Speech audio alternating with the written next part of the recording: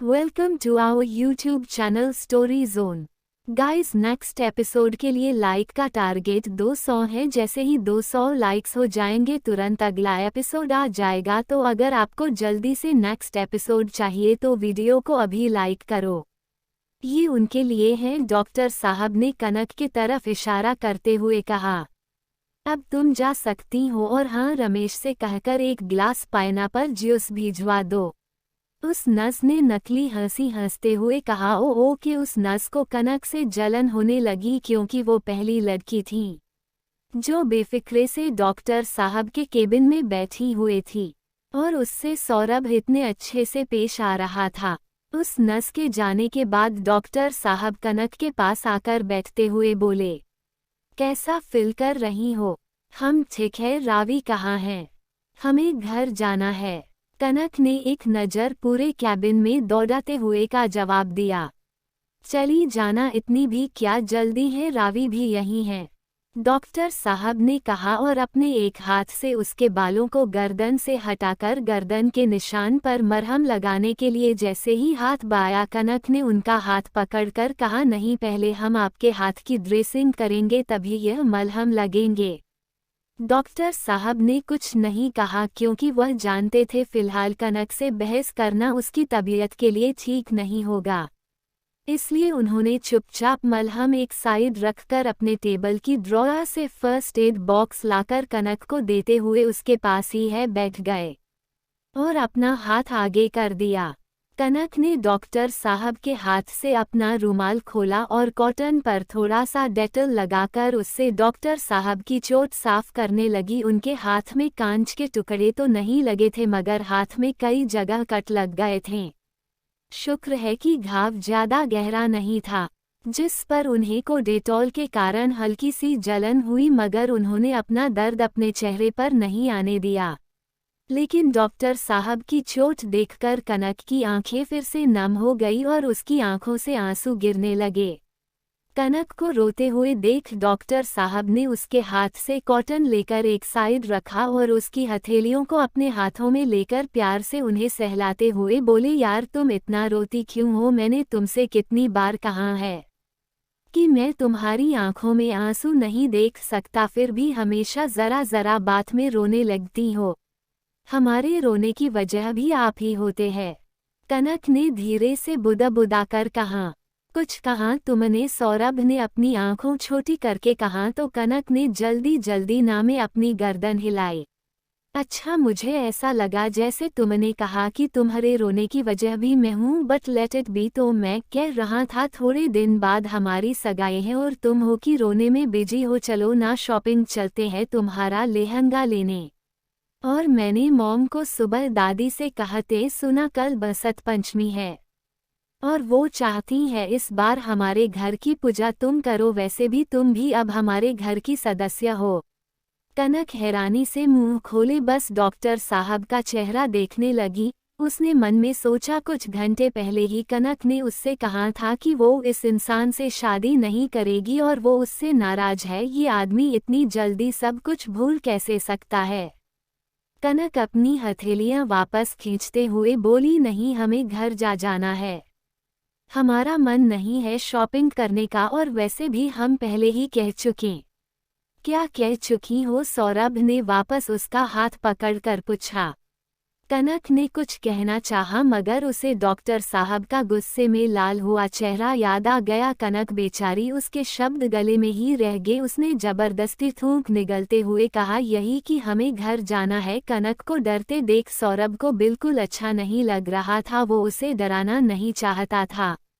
तभी केबिन का door knock हुआ। डॉक्टर साहब को गेट पर खड़े इंसान पर गुस्सा तो बहुत आया, मगर क्या करे, मजबूरी, जाना तो पड़ेगा। दोबारा डोर नॉक हुआ। डॉक्टर साहब ने झुंझलाकर कनक का हाथ छोड़कर खड़े होते हुए कहा है अपने पॉकेट से कनक का फोन, जो कि जब कनक बेहोश थी तब उन्होंने अपने पास रख लिया था, निकालकर उसे देते हुए कहा, तुम रावी को कॉल करके पार्किंग में बुलवा लो, मैं किसी से कहकर रावी और तुम्हें छुड़वा देता हूँ। कोष्टक। और डोर ओपन करके देखा तो सामने पियून जूस का गिलास लेकर खड़ा था। डॉक्टर साहब ने उससे जूस का ग्लास ले लिया। पियून जाने को हुआ। तो डॉक्टर साहब ने उससे कहा, रमेश पियून, अगर मेरे कोई पेशेंट होंगे चेकअप के लिए थोड़ी देर बाद भेज देना। रमेश ने कहा, सर आज के आप अपॉइंटमेंट के लिए कॉल तो आ रहे थे, पर आप सुबह कह कर गए थे कि आज की आपकी अपॉइंटमेंट नहीं देना है किसी को, क्योंकि आज आप हॉस्पिटल में नहीं रहेंगे, तो आज पेशेंट को मना कर दिया। अच्छा, तो कोई इमरजेंसी हो तो मुझे बुलवा लेना, मैं विजिट पर हूँ, और अब कोई पेशेंट हो तो भेज देना, डॉक्टर साहब ने कहा, और हरी ड्राइवर से कहना मैडम को घर छोड़ आगे। रमेश ने हाँ कहा और केबिन के बाहर आ गया। कनक ने अपने सीने पर हाथ रखकर गहरी सांस ली और मन ही मन कहने लगी, भोलेनाथ भला करे उसका जिसने डोर नॉक किया, और फिर रावी को कॉल किया और उसे पार्किंग में वेट करने का बोलकर खुद भी खड़ी हुई और अपने कपड़े ठीक करके बाल ठीक करने लगी। सौरभ उसे जूस गिलास देते हुए कहते, लो ये तुम्हें पंसद है, ना पी लो, हमें देरी हो रही है, रावी हमारा वेट कर रही होगी नीचे, कनक ने हकलाते हुए कहा। डॉक्टर साहब ने हमम कहते हुए जूस साइड में रखकर आगे बढ़कर कनक बालों को उसके कान के पीछे किया और उसके फोरहेड पर किस करने वाले थे कि कनक जल्दी से पीछे होते हुए बोली, हमें देरी हो रही है। डॉक्टर साहब को कनक की इस हरकत पर बहुत गुस्सा आया। कोष्टक, रावी हमारा वेट कर रही हैं, और मुड़कर चली गई। डॉक्टर साहब बस उसे जाते हुए देखने लगे। कनक ने एक बार भी मुड़कर उन्हें नहीं देखा, चलते हुए पार्किंग में आकर गाड़ी में बैठ गई। तबीयत कैसी है तुम्हारी, रावी ने कनक से पूछा। कनक ने फीलिंग टायर्ड कहा और गाड़ी में बैठकर बाहर देखने लगी। रावी ने उससे और कुछ नहीं पूछा, वो कनक की कंडीशन समझ पा रही थी। दोनों ही चुपचाप अपनी अपनी साइड की विंडो से बाहर देखने लगी थी। डॉक्टर साहब भी ऊपर से अपने केबिन की ग्लास विंडो खिड़की से उनकी गाड़ी को बाहर जाते हुए देखने लगे। उन्हें लगा शायद एक बार ही सही पर कनक विंडो से ऊपर देखेगी, एक बार उन्हें देखेंगी, मगर कनक ने एक बार भी उनकी तरफ नहीं देखा, क्योंकि शायद वो जानती थी कि डॉक्टर साहब ऊपर से देख रहे हैं, और उनकी गाड़ी डॉक्टर साहब की आंखों से दूर और दूर हो गई। सौरभ ने अपने हाथ को देखा जिस पर कनक ने दवाई लगाई थी। उनकी आंखों के सामने कनक का आंसुओं से भिगा हुआ चेहरा आ गया। उन्होंने अपना सर झटका और पेशेंट को चेक करने चले गए। वापस आते वक्त डॉक्टर साहब अपनी ही सोच में गुम चले जा रहे थे कि कपिल से टकरा गए। टकरने से कपिल के हाथ में मौजूद फाइल नीचे गिर गई।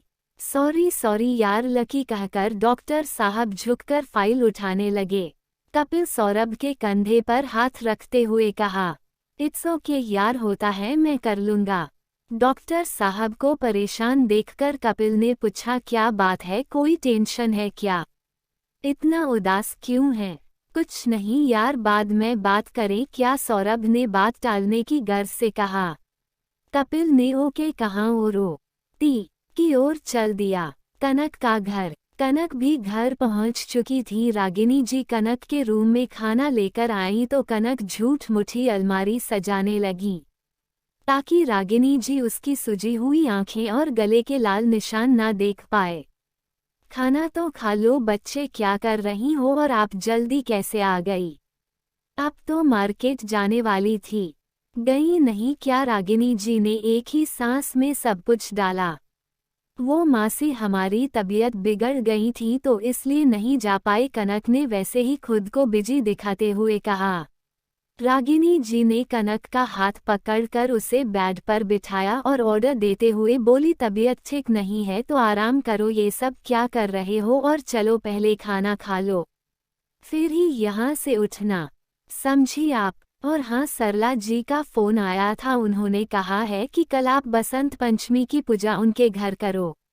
फिर रागिनी जी ने बहुत ही सुंदर सी रेड बॉर्डर की yellow colour Banarasi sari with red blouse Kanak को देते हुए कहा, तो कल आप ये साड़ी पहन कर जाना। मासी, साड़ी पहनना जरूरी है क्या, सूट पहनने से नहीं चलेगा? कनक ने कहा। नहीं बच्चे, अब आप उस घर की होने वाली बहू हैं तो अच्छा नहीं लगता है ना, वहाँ आस पड़ोस के लोग भी होंगे पूजा में तो लोग बातें बनाएंगे, क्यों किसी को मौका दे, इसलिए आप अच्छे से तैयार होकर जाना, ठीक है? कहकर रागिनी जी जाने के लिए उठी और कनक के सर पर हाथ फेरते हुए बोली, अभी आप इतनी बड़ी भी नहीं हुई कि अपनी मासी से बातें छुपा पाओ। सौरभ जी से झगड़ा हुआ है। कनक ने अपनी मासी को कमर से हग कर लिया और सुबकने लगी। देखिए बेटा, हम नहीं जानते आप दोनों के बीच क्या हुआ, हम बस इतना जानते हैं कि सौरभ आपसे बहुत प्यार करते हैं, तो आप उनकी तरफ से भी एक बार सोचना और खाना खा लो, आराम करो। रागिनी जी कहकर अपने रूम में चली गईं। मेहरा मेंशन में डॉक्टर साहब जैसे ही अंदर आए, अंदर का नज़ारा देखकर चौंक गए। हॉल में सामने की तरफ ही बड़ी सी सरस्वती माता की मूर्ति रखी हुई और पूरे हॉल में पीले आर्टिफिशियल फूलों से सजावट की हुई थी। सरला जी इधर से उधर दौड़ दौड़ कर सारे इंतजाम कर रही थी।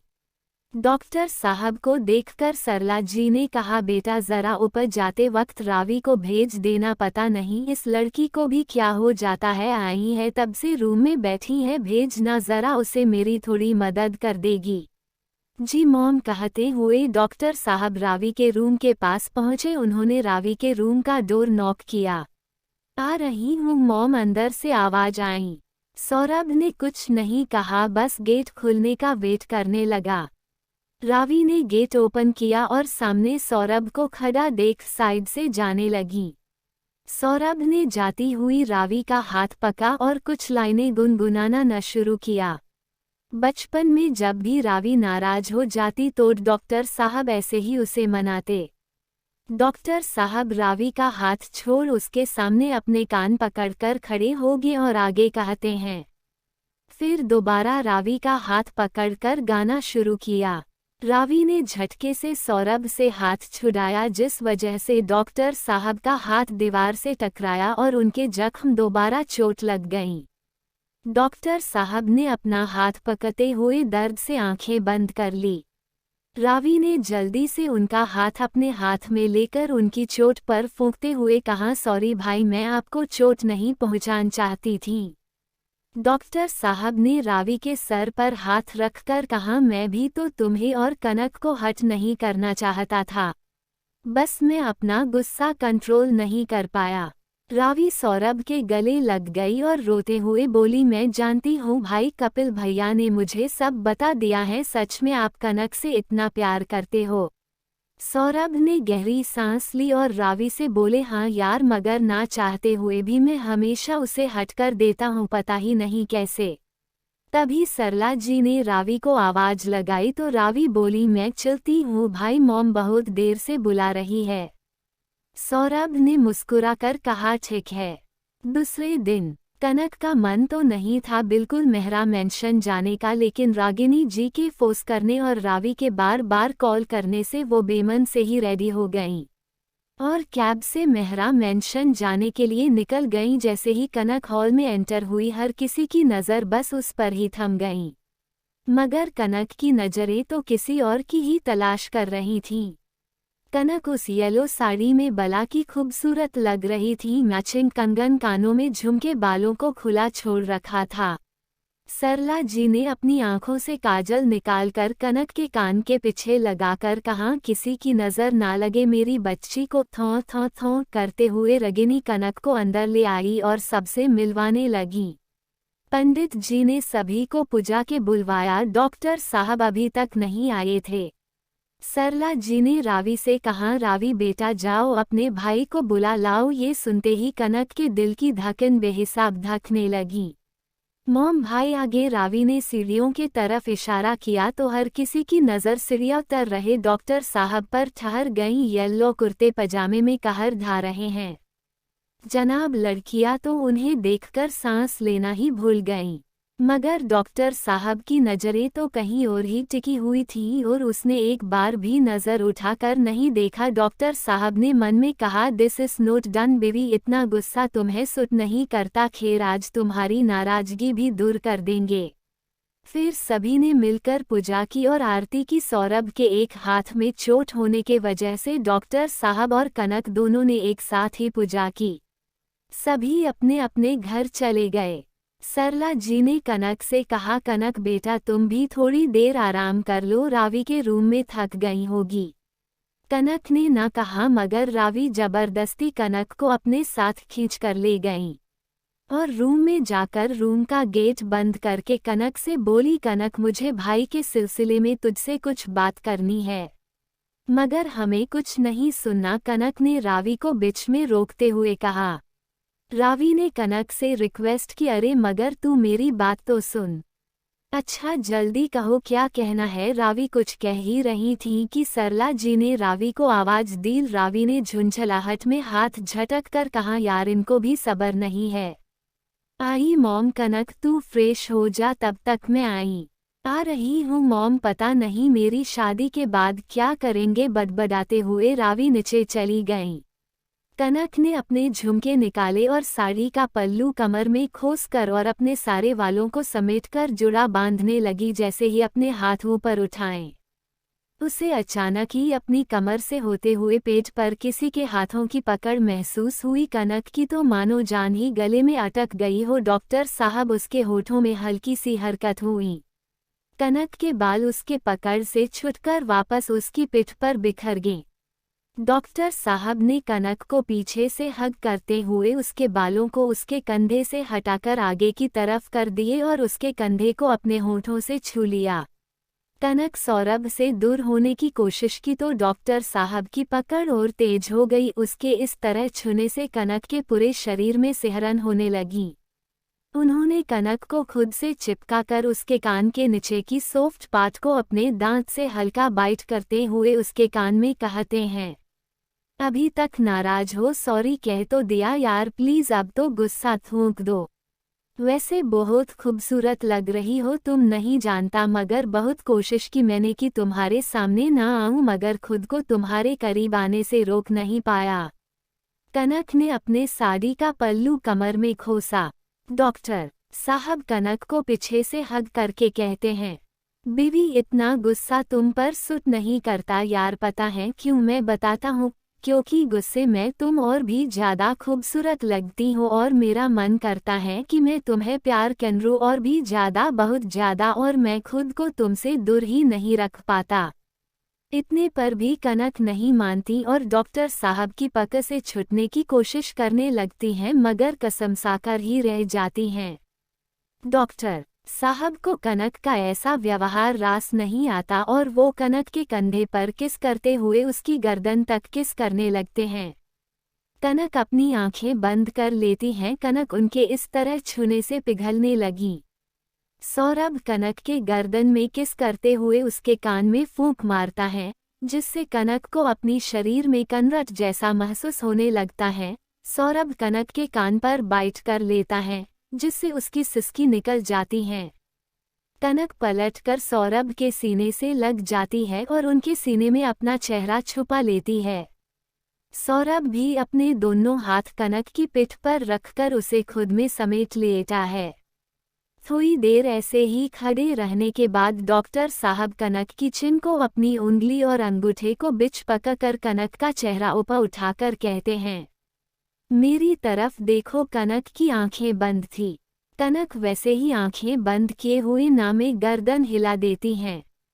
डॉक्टर साहब कनक की बंद पलकों को होले से चूम लेते हैं और प्यार से कनक के माथे को चूमकर उसे एक बार फिर अपनी बाहों में भरकर अपनी आंखें बंद करके कहता है, नाराज हो? कनक फिर से नामे गर्दन हिला देती हैं और कहती हैं, डॉक्टर साहब एक बात पूछे आपसे।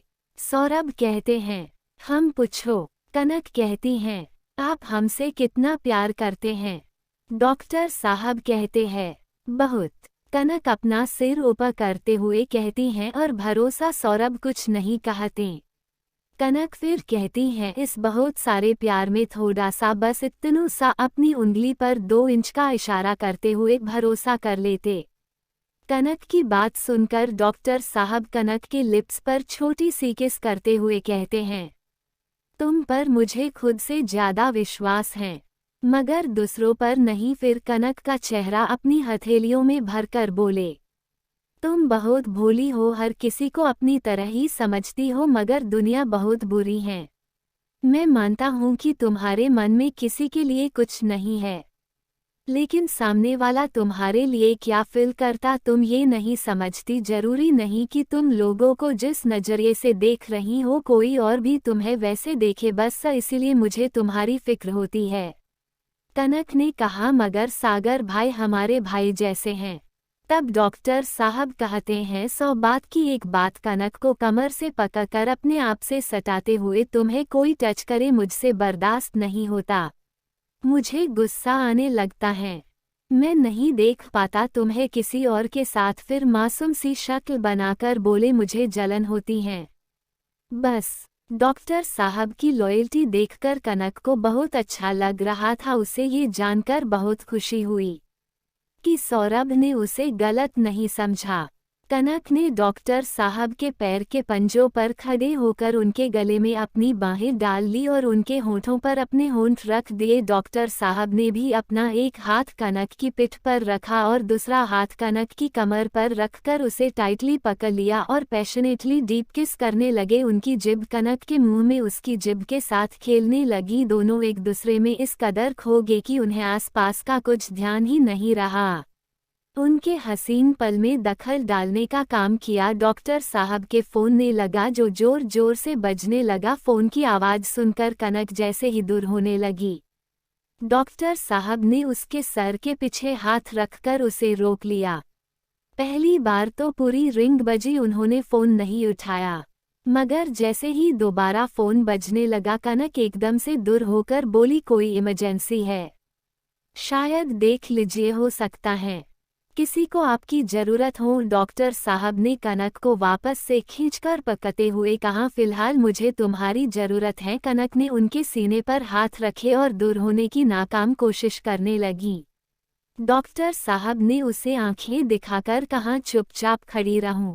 तभी रावी ने पीछे से नकली खांसी करते हुए कहा, जरा गेट तो बंद कर लेते। कनक झट से सौरभ से दूर हो गई। उसका चेहरा पके हुए टमाटर के तरह लाल हो गया था। सौरभ ने कनक के कंधे पर हाथ रखकर उसे अपने करीब खींच लिया और रावी को डांटते हुए बोले, मैनर्स नहीं है तुझमें, डोर नॉक करके नहीं आ सकती थी। रावी भी कहा पीछे रहने वाली थी। उसने भी अपने हाथ कमर पर रखे और एटीट्यूड में बोली, आप रोमांस करने से पहले गेट लॉक नहीं कर सकते थे? डॉक्टर साहब बोले, रोमांस नहीं कर रहे थे, किस कर रहे थे? कनक बेचारी दोनों भाई बहन की बहस में पिस रही थी। उसका तो मन कर रहा था कि जमीन में गड्ढा खोदकर उस गड्ढे में खुद को छुपा ले। रावी की आवाज़ सुनकर कनक हड़बड़ा गई और दूर होने के चक्कर में उसका पैर टेबल से टकरा गया और उसे चोट लग गई। ये देखकर सौरभ रावी को डांटते हुए बोले, मैनर्स खत्म हो गए हैं क्या तुझमें? डोर नॉक करके नहीं आ सकती थी? डांट सुनकर रावी का मुंह बन गया। उसने अपने हाथों को कमर पर रखकर कहा, क्या हुआ भाई, आप भड़क क्यों रहे हो? ये मेरा कमरा है, मेरा जब मन होगा मैं आऊंगी। ये तो मुझे आपसे पूछना चाहिए, आप यहाँ क्या कर रहे हैं? क्या आप लोग कुछ कर रहे थे क्या? मैंने आपको डिस्टर्ब कर दिया? ऐसा कुछ है तो मैं चली जाती हूँ, आप कंटिन्यू कर सकते हैं। रावी ने जानबूझकर अनजान बनते हुए कनक की तरफ देखकर आंख मारकर कहा, नहीं अक्कू, कुछ नहीं, कुछ भी तो नहीं कर रहे थे, तुम गलत समझ रही हो। हाँ है ना डॉक्टर साहब? कनक ने हकलाते हुए सौरभ के पेट में कोहनी मारकर कहा, सही कहा ना हमने। अच्छा अगर ऐसा है तो तुम हकला क्यों रही हो? ये बात साफ साफ भी तो कह सकती हो। अरे भाई, मैं ये कहना चाह रही हूँ कि आप लोगों को डरने की ज़रूरत नहीं है। अगर आप लोगों को रोमांस ही करना था तो रूम लॉक करके, मैं मना थोड़े ही कर रही हूँ। वैसे आप लोग कर क्या रहे थे? हम बस किस। कहते कहते डॉक्टर साहब रुक गए और कनक ने अपना सर दीजिए पीट लिया। अब रावी कहाँ पीछे रहने वाली थी? उसे तो बहाना ही मिल गया था अपने भाई भाभी को तंग करने का। उसने कहा, हाँ तो आपको जो भी करना है वो गेट लॉक करके करते। मुझे गेट खुला दिखा तो मैं सीधे अंदर आ गई। मुझे क्या पता था आप लोग क्या कर रहे थे? किसी को रोमांस करते देखने का कोई शौक नहीं है। मुझे भी खामखा भाई आपने मुझे डांट दिया। आप लोगों को जो भी करना था आपको गेट बंद करके करना चाहिए। अगर मेरी जगह पर मम्मा या पा आ जाते तब भी आप कहते कि मैनर्स नहीं है। रावी ने सद सा फेस बनाकर कहा। डॉक्टर साहब बोले हाँ तो आ जाते तो वो लोग तुम्हारी तरह बखेड़ा नहीं करते देखते हैं और चुपचाप चले जाते, अपने बहू बेटे को डिस्टर्ब नहीं करते। ऐसा तो नहीं है कि उन्होंने कभी रोमांस नहीं किया है। रावी अपने मुंह पर हाथ रखकर कहती हैं। हो आप ऐसा कैसे कह सकते हो? आप रुको मैं मॉम को बताती हूँ। मुआ रावी ने जैसे ही आवाज दी, डॉक्टर साहब ने रावी का मुंह बंद करते हुए कहा सॉरी मेरी माँ, गलती हो गई, माफ कर दे मुझे। और ये बता यहाँ क्या करने आई थी? भाई यह मेरा कमरा है, मैं कभी भी आ सकती हूँ। है ना कनक, सही कहा ना मैंने? हाँ कनक की हालत तो फिलहाल ऐसी हो रखी थी, कांटो तो एक बूंद खून ना निकले, इतनी सफ़ेद पड़ चुकी थी। रावी ने एक नज़र सौरभ को देखा और फिर कनक की हालत देखकर अपना पेट पकड़कर ठहाके मारकर हंसने लगी। उसे इस तरह हंसते देख सौरभ ने उसके कान पकड़ते हुए बोले बहुत शैतान हो गई हो तुझे तो मैं। आहा सॉरी भाई, सॉरी रावी हंसते हुए कहती हैं। बहुत हो गई मजाक, let's come to the point. वो एक्चुअली भाई मैं आपको फ़ोन देने आई थी। रावी ने अपना फ़ोन सौरभ को देते हुए कहा हॉस्पिटल से कॉल आ रहा है, आप कॉल नहीं ले रहे थे तो कपिल भाई ने मेरे नंबर पर कॉल करके बात करवाने के लिए कहा है, आप बात कर लीजिए। डॉक्टर साहब ने रावी के हाथ से फ़ोन लिया और बालकनी में जाकर बात करने लगे। रूम में कनक और रावी ही थी। कनक ने मौका देखकर कहा अच्छा रावी आप दोनों बैठिए, हमें भी घर जाना है, मासी वेट कर रहे होंगे। कनक ने रावी से नजरें चुराते हुए कहा अरे भाभी जी रुकिए, आप कहाँ जा रही हैं? देखो रावी तुम्हें तुम्हारे भैया ने डांटा तो तुम बदला हमसे क्यों ले रही हो? कनक ने रिक्वेस्ट करते हुए कहा प्लीज जाने दो। थोड़ी देर बात करने के बाद वो वापस आए और रावी से बोले तुम्हारे फ़ोन में आवाज़ ठीक से नहीं आ रही है। हाँ भाई वो मेरा फ़ोन पानी में गिर गया था, तब से दिक्कत हो रही है। एनीवेज मुझे मम्मा के पास कुछ काम है, मैं वो निपटा कर आती हूँ। रावी हम भी चलते हैं। कनक भी रावी के साथ नीचे जाने लगी तो सौरभ ने उसका हाथ पकड़कर उसे आंखों से रोकने का इशारा किया और रावी से बोले रावी तुम नीचे चलो, हम आ रहे हैं। डॉक्टर साहब ने रावी का फ़ोन उसे वापस करते हुए कहा। कनक सौरभ से हाथ छुड़ाते हुए कहती हैं डॉक्टर साहब हमें भी जाने दीजिए, अब हम भी निकलते हैं। सौरभ कनक के कंधों पर अपनी कोहनी टेक कर कहते हैं तुम नहीं जा सकती। कनक उनकी कोहनी अपने कंधों से हटाकर कहती हैं हम क्यों नहीं जा सकते? क्योंकि मैं कह रहा हूँ, मैं चाहता हूँ कि मैं जब वापस आऊँ तब तुम मुझे मेरी नज़रों के सामने हो। तो क्या तुम मेरी इतनी सी बात नहीं मान सकती? बीवी प्लीज रुको ना मेरे आने तक।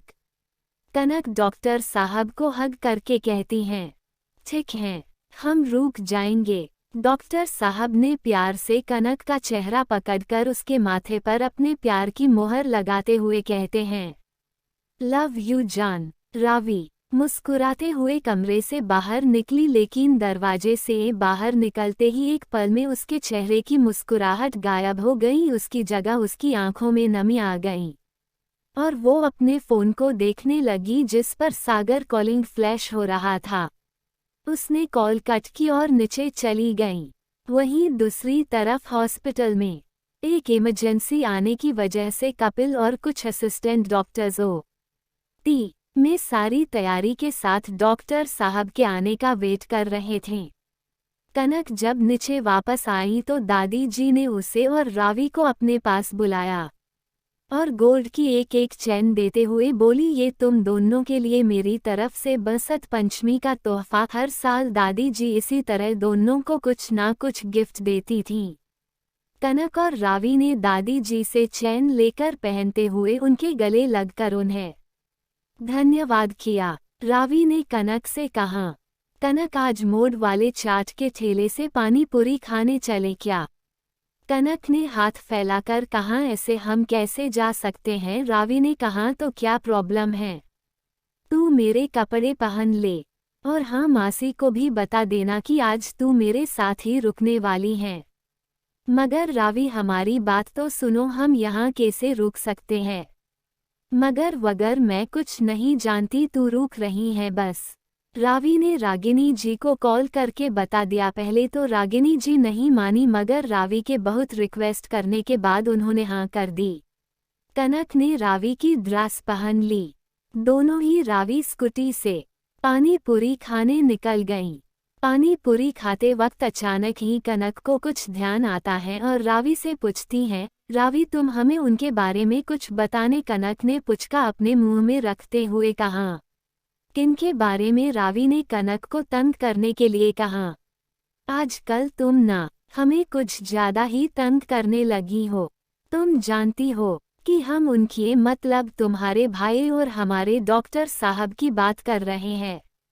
कनक ने उसके हाथ से प्लेट वापस लेकर कहा, अब जब तक तुम हमें ये नहीं बता देती कि तुम हमें उनके बारे में क्या बताना चाहती थी, हम तुम्हें खाने नहीं देंगे। रावी अंडस को, अच्छा ठीक है, बता रही हूँ, पहले तुम मुझे मेरी प्लेट वापस करो।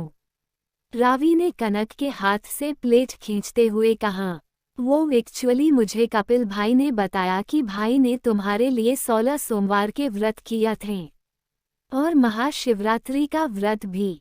क्या? कनक ने हैरान होकर पूछा।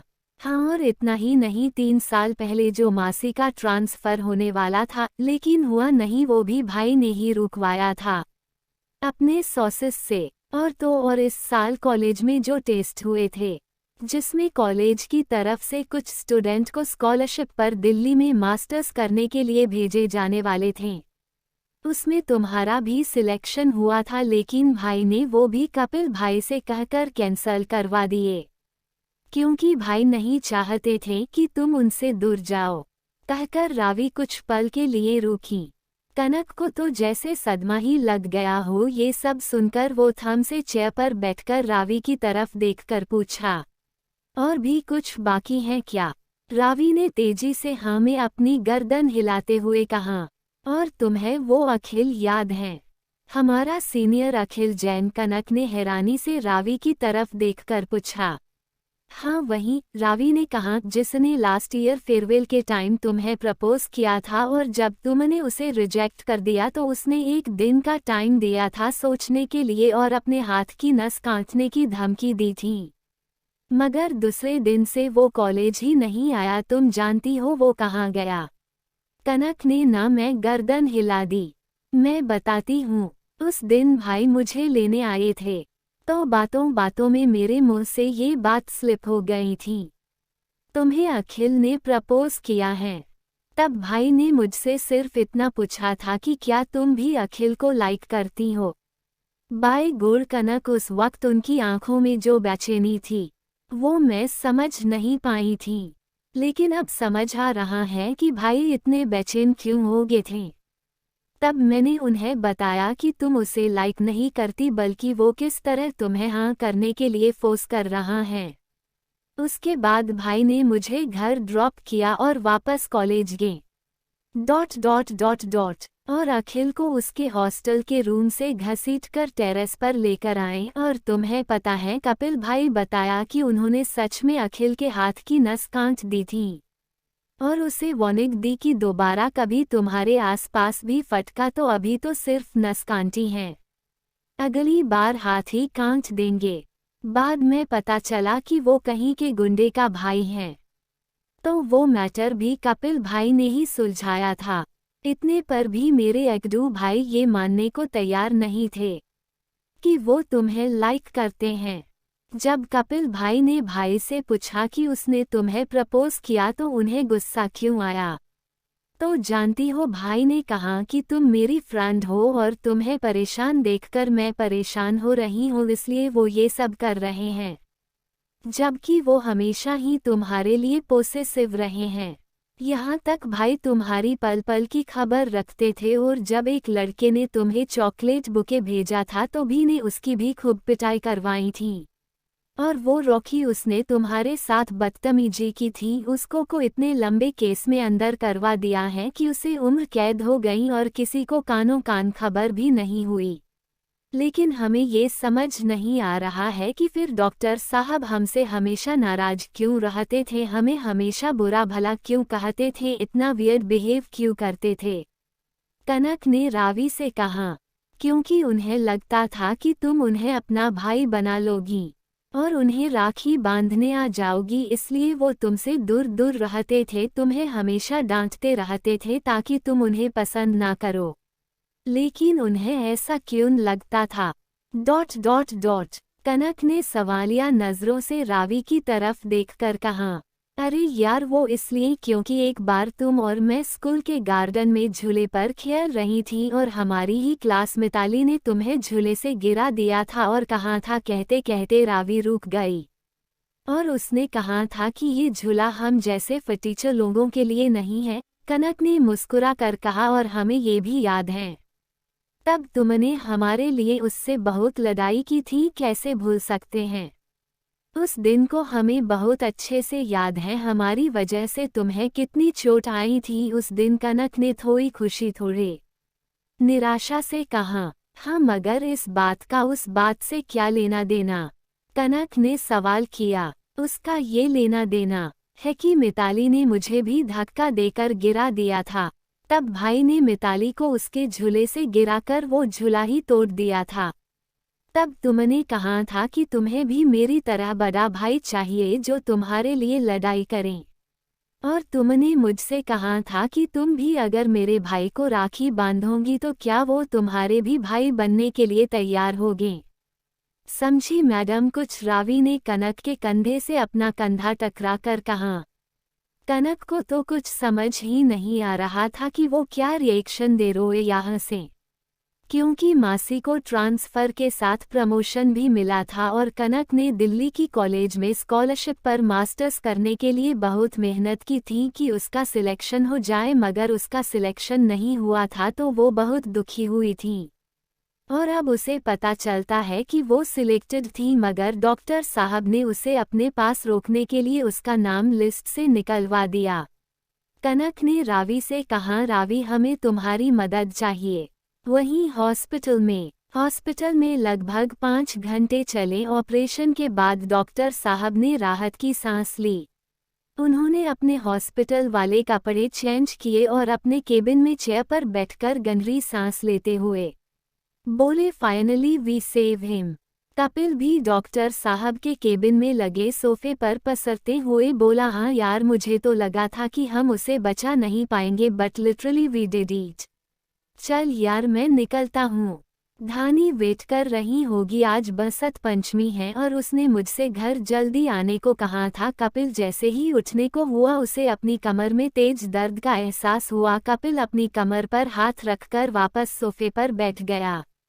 क्या हुआ, आर यू ओके? डॉक्टर साहब बोले।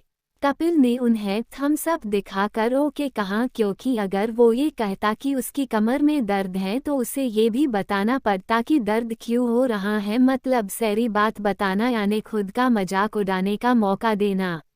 इसलिए कपिल ने कहा, यार, सुबह से खड़े खड़े कमर में दर्द हो गया, घर जाकर पेन किलर लेकर रेस्ट करूंगा तो ठीक हो जाएगा। कहकर कपिल जबरदस्ती उठा और घर के लिए निकल गया। डॉक्टर साहब ने भी अपनी घड़ी पर नजर डाली तो पाया कि रात के 10:00 बज चुके हैं।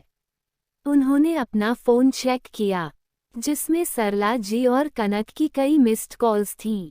उन्होंने कनक को कॉल किया, लेकिन कनक ने कॉल पिक नहीं की। उन्होंने जल्दी से अपनी सारी चीज़ें समेटी और बुलेट पर सवार होकर घर की ओर चल दिए। रास्ते भर उनके मन में बस यही चल रहा था, कनक चली तो नहीं गई होगी। कहकर तो आए थे वेट करना, लेकिन इस वक्त तक वो रुकी भी कैसे होगी। डॉक्टर साहब घर पहुंचे और सीधे अंदर की ओर भागे। घर में घुसते ही उनका मूड खराब हो गया। सब कुछ रोज की तरह ही था। उन्होंने सोचा था कि शायद कनक उनका वेट कर रही होगी। पूर्ण विराम डॉट डॉट। मगर उनका मन निराशा से भर गया। वो बुझे मन से अपने रूम में चले गए और जोर से रूम का दरवाजा बंद कर दिया। फिर कबर्ड से अपने कपड़े निकाले और बड़बड़ाते हुए वॉशरूम में चले गए। ये लड़की कहाँ था कि वेट करना, मगर थोड़ी देर रुक नहीं सकी। जानती हैं ना कि मैं उसे देखने के लिए मरा जाता हूँ, इसलिए भाव खाती रहती हैं। डॉक्टर साहब ने शावर लिया और रेडी होकर कनक को कॉल करने लगे। हे भगवान, अब फोन भी नहीं उठा रही हैं। इसे तो मैं। डॉक्टर साहब ने झुंझलाकर फोन सोफे पर फेंक दिया और खुद खाना खाने नीचे आ गए। नीचे आए तो देखा टेबल पर कुछ नहीं है। उन्होंने सोचा शायद किचन में हो। ये सोचकर किचन में देखा तो वहाँ भी खाना नहीं था। अब डॉक्टर साहब का पारा हाई हो गया। पहले तो वो सरला जी के रूम में जाने लगे, लेकिन कुछ सोचकर रावी के रूम में चले गए। रावी से बोले, आज घर में खाना नहीं बना है क्या? रावी अलसाई सी आंख मसलती हुई बोली, भाई आप टेरेस पर चले जाओ प्लीज, वहाँ कनक आपका वेट कर रही हैं और मुझे सोने दो, कहकर रावी वापस से सो गई। डॉक्टर साहब ने जैसे ही सुना कि कनक उनका टेरेस पर इंतजार कर रही हैं, वो दौड़कर टेरेस पर पहुँचे। पूरे टेरेस पर अंधेरा था। डॉक्टर साहब का मूड एक बार फिर खराब हो गया। उन्हें लगा कि शायद रावी ने नींद में कहा होगा। डॉक्टर साहब गुस्से में वापस जाने के लिए पलटे ही थे। कनक ने उन्हें पीछे से हग कर लिया। डॉक्टर साहब अपनी जगह पर ही खड़े रह गए। उन्हें अपने पेट पर कनक की हथेलियों की ठंडक, जो कि ठंड के कारण ठंडी पड़ चुकी थी, महसूस हुई। उन्होंने कनक की हाथों पर अपने हाथों रखे। ठीक उसी समय टेरेस पर लाइट्स ऑन हुई। टेरेस का डेकोरेशन देखकर डॉक्टर साहब की आंखों में अलग ही चमक आ गई। टेरेस के एक साइड पाइप्स की हेल्प से पर्दे लटकाए हुए थे। पर्दों के साथ लाइटिंग भी थी, जिसमें कुछ स्टार वाली भी थी। साथ ही नीचे फ्लोर पर गद्दे बिछे हुए थे, जिस पर गुलाब की पंखुड़ियों से सजावट की थी। और वहीं रेड और वाइट बलून भी फ्लोर पर बिखरे हुए थे। और वहीं एक साइड में काफ़ी सारी डिशेज रखी हुई थी। वहीं रेड और वाइट हॉट शाप बलून भी फ्लोर पर बिखरे हुए थे। और वहीं एक साइड में काफ़ी सारी डिशेज रखी हुई थी। डॉक्टर साहब के फेस पर बड़ी सी स्माइल आ गई। उनकी खुशी का ठिकाना ही नहीं रहा। वो इतने सरप्राइज रह गए थे, उनके चेहरे से स्माइल जाने का नाम ही नहीं ले रही थी। लेकिन असली सरप्राइज तो अभी भी बाकी था। उन्होंने कनक का हाथ पकड़कर उसे घुमाकर अपने सामने किया और जैसे ही कनक को देखते हैं देखते ही रह जाते हैं। उनकी नजरें कनक के सलोने मुखड़े पर ही ठहर गईं। कनक ने वाइन कलर की ऑफ शोल्डर ड्रेस पहनी थी, जो उसके घुटनों तक ही आ रही थी। लाइफ में पहली बार उसने इतनी शॉर्ट ड्रेस पहनी। कनक का पूरा चेहरा शर्म से लाल हो गया। वो बस नजरें झुकाए खड़ी रही। और हमारे डॉक्टर साहब के तो होश ही उड़ गए। उसे इतने बोल्ड अवतार में देखकर उनका मुंह खुला का खुला रह गया। वाकई कनक बला की खूबसूरत लग रही थी। उसने अपने बालों को हाई पोनी में बांधी और आंखों में गहरा काजल लगाया हुआ, जिससे वो किसी डॉल की तरह क्यूट लग रही। ड्रेस ऑफ शोल्डर होने की वजह से कनक के कॉलर बोन और क्लीवेज क्लियर दिख रहे थे। एक पल के लिए भी डॉक्टर साहब कनक से अपनी नज़र नहीं हटा पा रहे थे। उनका दिमाग बिल्कुल ब्लैंक हो गया। अचानक ही उन्हें अपना गला सूखता सा महसूस हुआ। कनक ने बड़ी मुश्किल से अपनी नज़रें उठाकर डॉक्टर साहब की ओर देखा, जो अपलक उसे ही देख रहे थे। दोनों की नजरें मिली तो कनक ने एक बार फिर नजरें झुका ली। अंधेरी रात में हल्की चांदनी के बीच कनक का चेहरे ले अलग ही नूर झलक रहा था। इस वक्त रात के 11 बज चुके थे और ठंडी हवाएं भी चलने लगी, जिस वजह से मौसम भी ठंडा हो चुका था। अब कनक को ठंड लग रही थी। कनक की ड्रेस शॉर्ट होने के कारण उसे ज़्यादा ठंडी लग रही थी। ठंड से उसके पूरा बदन कांपने लगा। उसने कांपते होठों से कहा, आप कुछ कह नहीं रहे? आपको सरप्राइज पसंद नहीं आया क्या? आपने एक बार कहा था कि आप हमें इस तरह की ड्रेस में देखना चाहते हैं।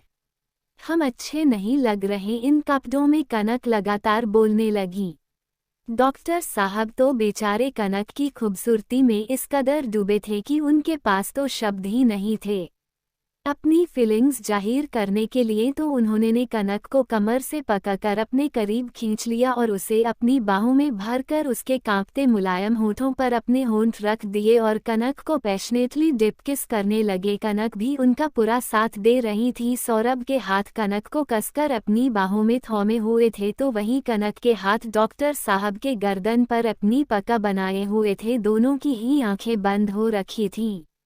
10 मिनट बाद जब दोनों को ही सांस लेने में दिक्कत होने लगी तो डॉक्टर साहब ने अपना एक हाथ कनक की गर्दन पर रखा और उसके माथे से अपना माथा जोड़ लिया और तेज तेज सांस लेने लगे। कनक को अपने चेहरे पर उनकी सांसें महसूस हो रही थीं जिससे उसका दिल तेजी से धड़कने लगा। डॉक्टर साहब वैसे ही कनक से बोले, जान marry me please, I can't resist anymore to myself. इस वक्त डॉक्टर साहब के दिल की धड़कनें भी बेहिसाब धड़क रही था। उनकी धड़कनों की आवाज़ कनक को भी सुनाई दे रही थी। कनक ने डॉक्टर साहब की गर्दन से हटाकर नीचे की ओर करते हुए उनकी आंखों में देखते हुए चेस्ट पर दिल की जगह हाथ रखते हुए कहती हैं, आपने बताया नहीं हम कैसे दिख रहे हैं। डॉक्टर साहब ने गर्दन झुकाकर कन के कान में कहा, हॉट, लेकिन हमें बहुत ठंड लग रही है। कनक ने कांपते हुए कहा, तो गर्मी दे दूं क्या? सौरभ ने कनक को कमर से पकड़कर अपने करीब करते हुए शरारती अंदाज में अपनी एक आंख दबाकर कहा और दोबारा कनक होठों पर नजरें टिकाए उसके चेहरे के करीब झुकने लगे। कनक मुस्कुराई और डॉक्टर साहब को धकेलकर जीभ निकालकर अंगूठा दिखाते हुए पीछे होने लगी। डॉक्टर साहब ने कनक से कहा, मेरे पास आओ बीवी। मैंने कहा मेरे पास आओ। कनक नामे गर्दन हिलाते हुए भागने लगी और भागते हुए कहती है, आप हमें पकड़कर दिखाइए। डॉक्टर साहब कनक के पीछे भागते हुए बोले, कनक की बच्ची तुम है तो मैं बस एक बार हाथ में तो आऊं तुम कहते हुए। डॉक्टर साहब भी कनक के पीछे भागने लगते हैं।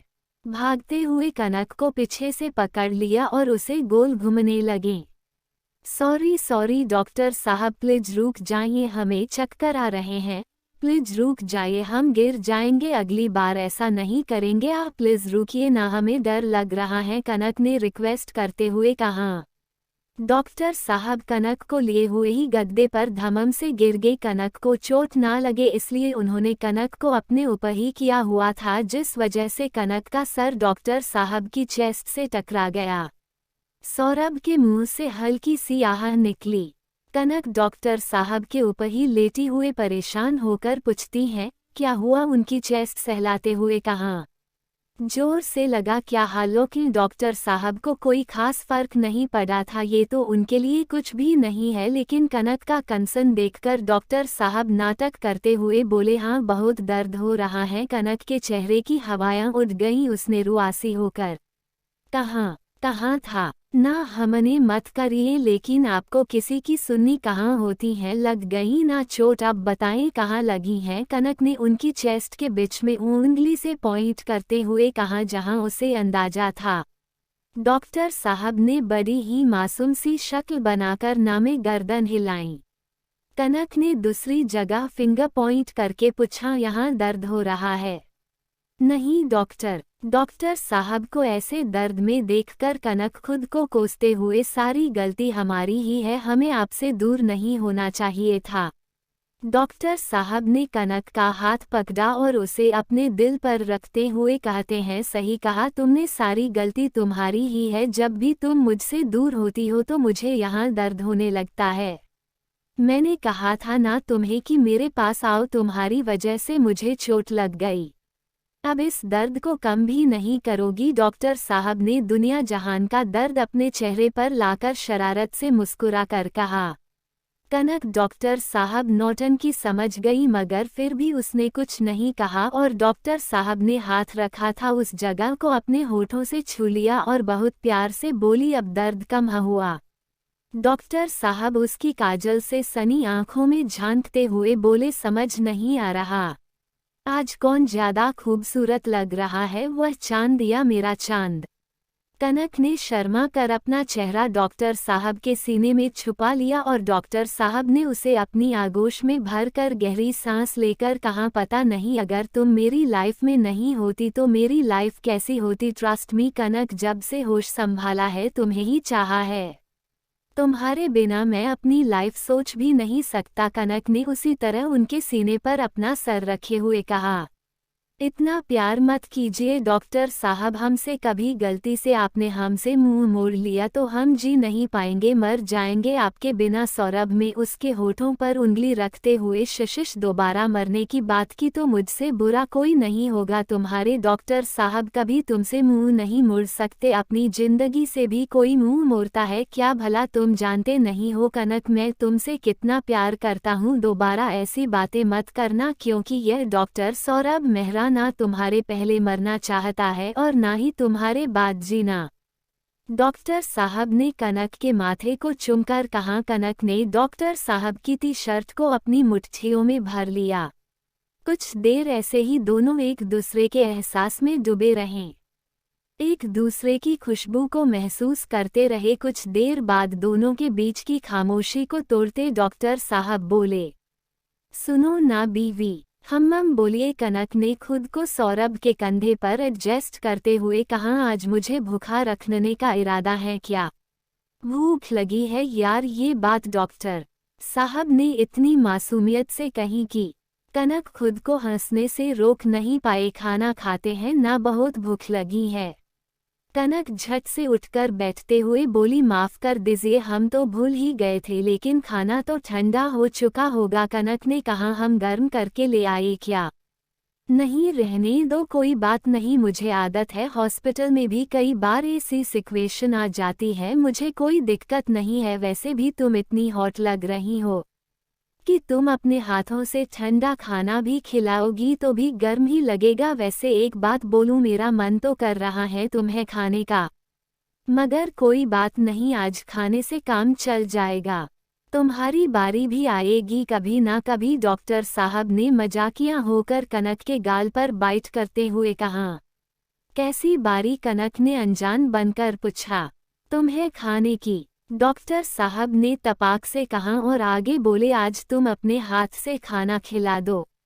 जी नहीं, आप अपने हाथ से ही खाइए, हमें भी खाना खाना है। कनक ने कहा, हाँ तो तुम्हें मैं खिला देता हूँ ना। थोड़ी देर की बहस के बाद दोनों खाना खाने के लिए बैठे। वैसे खाना तुमने बनाया है? सौरभ ने पूछा। नहीं, हमने नहीं बनाया, मम्मा ने नहीं बनाने दिया, कहा कि शादी के बाद पहली रसोई होगी, उसके बाद ही हम किचन में जा सकते हैं, तब तक हम किचन में खाना नहीं बना सकते। कनक ने अपनी बात समझाते हुए कहा। डॉक्टर साहब ने कनक से पूछा, तुमने खाना खा लिया? कनक ने ना में सर हिलाकर कहा, आपने नहीं खाया तो हम कैसे खा सकते हैं? डॉक्टर साहब ने कनक से कहा, तुम पागल हो, मैं नहीं खाऊंगा तो तुम भी नहीं खाओगी क्या? डॉक्टर साहब ने कनक को हल्की डांट लगाकर कहा। अब आप हमें डांट क्यों रहे हैं? हम तो आपका वेट कर रहे थे ना, आप ही इतनी देर से घर आए, इसमें हमारी क्या गलती है? कनक ने खाना परोसते हुए कहा और दोनों के लिए उसने एक ही थाली में खाना ले लिया और अपने हाथ से डॉक्टर साहब को खिलाने लगी। डॉक्टर साहब भी अपने हाथ से कनक को खिलाने लगे। दोनों ने एक दूसरे को खाना खिलाया और जब डेजर्ट की बारी आई तो डॉक्टर साहब ने बड़ा राजभोग उठाकर एक ही बार में पूरा राजभोग कनक के मुंह में ठूंस दिया। कनक ने जैसे तैसे राजभोग अपने मुंह में सेट किया और डॉक्टर साहब को राजभोग खिलाने लगी। कनक ने सौरभ के मुंह के पास राजभोग किया और खिलाए बिना ही अपना हाथ पीछे खींच लिया। एक दो बार ऐसे ही करने लगी। डॉक्टर साहब ने कनक का हाथ पका और उसे अपनी गोद में खींच लिया। फिर कनक का मुंह अपने दोनों हाथों में पटक कर, जो राजभोग के कारण फूला हुआ था, उसके मुंह में भरा हुआ राजभोग अपने मुंह ले लिया। कनक ने अपनी आंखें छोटी करके सौरभ को देखा। सडनली कनक को शरारत सूझी तो उसने कहा, वैसे हमें आपको कुछ बताना है। डॉक्टर साहब ने अपने मुंह निवाला चबाते हुए कहा, हाँ कहो ना। कनक ने कहा, आपको यादें हैं, हमारे कॉलेज में पिछले महीने एक एग्जाम हुआ था जिसमें सेलेक्ट होने पर कॉलेज की तरफ से मास्टर करने के लिए दिल्ली भेजा जाने वाला था। हाँ बताया था तुमने, डॉक्टर साहब ने कनक से नजरें चुराते हुए कहा। कनक ने दबी सी हंसी हंसकर कहा, उसमें हमारा सिलेक्शन हो गया है। लेकिन ऐसा कैसे हो सकता है, वो तो मैंने लकी से कहकर तुम्हारा नाम लिस्ट से निकलवा दिया था। बेख्याली में डॉक्टर साहब अपने मुंह से ही अपनी गलती का बखान कर बैठे। एपिसोड 80। कपिल जब घर पहुंचा तब तक रात के 10:00 बज चुके थे। कपिल ने अपने पास की चाबी से ही दरवाजा खोला। उसे लगा शायद धानी और सुधा दीदी सो चुके होंगे तो बेल बजाकर खामखा उन लोगों को डिस्टर्ब क्यों करना। कपिल जब घर में एंटर हुआ तो उसकी नज़र धानी पर पड़ी, जो डाइनिंग टेबल पर बैठे बैठे ही सो चुकी थी। कपिल को ये देखकर बहुत खुशी हुई कि धानी उसका वेट कर रही थी। उसने तुरंत अपना सामान एक साइड रखा और हैंड वॉश करके धानी को अपनी गोद में उठाकर रूम में ले जाकर सुला दिया। आज धानी ने प्लेन येलो कलर की plain chiffon sari with floral print blouse पहन रखा था। कपिल ने धानी के साड़ी के पल्लू की पिन खोल दी ताकि नींद में वो पिन खुलकर चुभ ना जाए, और प्यार से उसके माथे पर किस करके नीचे हॉल में आ गया। उसने डाइनिंग टेबल से खाने के बाउल उठाए और माइक्रोवेव में खाना गर्म करने लगा। ऊपर रूम में जब धानी की आंख खुली तो उसने अपने आप को रूम में पाया। धानी ने अपनी साड़ी का पल्लू ठीक किया और बालों का जुड़ा बांधकर नीचे आ गई। कपिल ने धानी को नीचे उतरते देखा तो उससे बोला, उठ गई तुम, चलो आ जाओ, खाना खा लो, मैंने गर्म कर लिया है। धानी ने कपिल को खाना गर्म करते देखा तो उसके पास जाकर उससे बोली, लकी जी आप जाइए, मैं खाना गर्म करके लाती हूँ, आप जाकर टेबल पर वेट कीजिए। आधी नींद में होने के कारण उसकी आंखें सूजी हुई थी। बालों का बंधा जुड़ा हल्का गुलाबी चेहरा उलझुलूर ढंग से लिए हुए पल्लू से झांकती उसकी गोरी पतली कमर किसी को भी अपना कायल करने को लिए काफी था। फिर कपिल किस खेत की मूली नहीं मुला है, आज उसका दिल उसकी बगावत करने को उतारू था। वो बार बार नजरें बचा बचा कर धानी को देख लेता और खुद की हरकत पर खुद ही मुस्कुरा उठता, मगर कुछ था जो कपिल को खटक रहा था। वो थी धानी की सुनी मांग, जो धानी हमेशा अपनी मांग को सिंदूर से सजाए रखती थी। आज उसकी सुनी मांग कपिल को नागवारा हो रही थी। उसका मन तो किया कि वो एक बार पूछ ले कि आखिर उसने आज मांग क्यों नहीं भरी, मगर वो पूछता भी किस मुंह से, क्योंकि एक वक्त था जब कपिल ने खुद इस रिश्ते को खत्म करने का हवाला देकर उसके गले से मंगलसूत्र खींचकर फेंक दिया था। तो आज वो किस हक से कहता कि धानी की मांग सुनी क्यों है। अपनी उधेड़बुन में उलझे कपिल की तंद्रा धानी की आवाज से टूटी, जो अपने हाथ पर फूंक मार रही थी, क्योंकि उसने ध्यान नहीं दिया और गरम गरम सब्जी का बाउल पकड़ लिया। कपिल ने फुर्ती दिखाकर आगे आकर उसका हाथ अपने हाथ में थाम लिया और जल्दी से नल चालू करके उसका हाथ ठंडे पानी के नीचे कर दिया। धानी एकटक कपिल के चेहरे को देखने लगी। कपिल को अपने लिए इतनी फिक्र करते देख उसकी आंखों में आंसू आ गए। कपिल ने धानी की भीगी पलकें देखकर अपनी दोनों आईब्रो उठाकर बोला, क्या हुआ, ज्यादा जल रहा है। धानी अपनी डबडबाई आंखों से कपिल को मुस्कुराकर देखती रही। वहीं दूसरी तरफ मेहरा मेंशन में कनक ने अपने हाथ बांधे और घूरकर डॉक्टर साहब को देखने लगी। कनक को गुस्से में देखकर डॉक्टर साहब ने प्यार से कनक के गाल खींचते हुए कहा, देखो बीवी, इतना नाराज नहीं होते, तुम शादी के बाद यहीं से मास्टर्स कर लेना ना, लेकिन कहीं और तो मैं तुम्हें जाने नहीं दे सकता। लेकिन हमने बहुत मेहनत की थी, कनक ने कहा। लेकिन कुछ नहीं, तुम शादी के बाद आगे की पढ़ाई यहीं से कर लेना, इट्स फाइनल, मैं आगे कुछ नहीं सुनना चाहता, सौरभ ने कनक को ऑर्डर देते हुए कहा और उठकर छत के कोने में बने वॉशरूम के पास वाले बेसिन में हाथ धोने चले गए। कनक चुपचाप उठी और खाने के बर्तन समेटकर साइड करके रख दिए और खुद जाकर छत के कोने में खुद को खुद में समेटे चांद को निहारने लगी। डॉक्टर साहब टॉवल से हाथ पोंछते हुए बाहर आए और कनक को एकटक आसमान की तरफ देखता पाकर कनक के मन की उदासी भाप गए और उसल के पास आकर उसे पीछे से अपनी बाहों में भरते हुए उसके कंधे पर अपना चिन टिकाए खड़े हो गई। कुछ देर बाद गहरी सांस लेकर कनक से बोली, अगर तुम जाना चाहती हो तो मैं कल ही तुम्हारे कॉलेज के दिन से बात करके तुम्हारा नाम लिस्ट में वापस लिखवा दूंगा। तुम उदास मत रहो, तुम उदास बिल्कुल अच्छी नहीं लगती। डॉक्टर साहब बड़ी मुश्किल से बस इतना ही कह पाए, क्योंकि कनक को खुद से दूर करना उनके लिए बहुत मुश्किल है। कनक से दूर होने का ख्याल भर भी उन्हें बेचैन करने के लिए काफी है, और मास्टर्स के लिए दिल्ली जाना मतलब कनक से 2 साल दूर रहना, इतना ही काफी है डॉक्टर साहब की सांसें अटकाने के लिए। जबकि उनका बस चलता तो वो 24 घंटे कनक को अपने साथ रखते। कनक ने कुछ नहीं कहा, वो चुपचाप खड़ी रही। डॉक्टर साहब ने कनक को छोड़ा और 2 कदम पीछे होकर मुड़ गए और कनक से बोले, तुम जाकर सो जाओ, बहुत रात हो गई है। गाइस नेक्स्ट एपिसोड के लिए लाइक का टारगेट 200 है। जैसे ही 200 लाइक्स हो जाएंगे तुरंत अगला एपिसोड आ जाएगा। तो अगर आपको जल्दी से नेक्स्ट एपिसोड चाहिए तो वीडियो को अभी लाइक करो। Thanks for watching.